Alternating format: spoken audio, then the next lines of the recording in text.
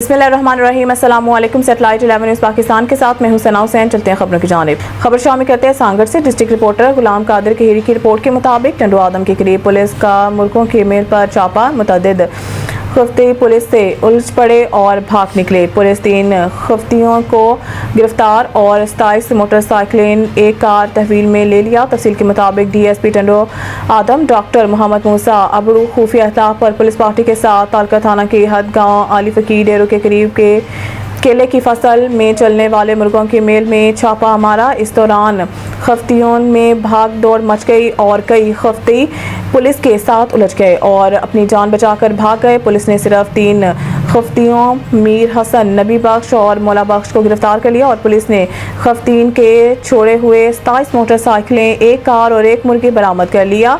ये कार्रवाई मुर्गियों के मेल पर जुआ खेलने की खुफिया इत्तला पर की गई। तालका पुलिस स्टेशन में मुकदमा दर्ज कर लिया गया।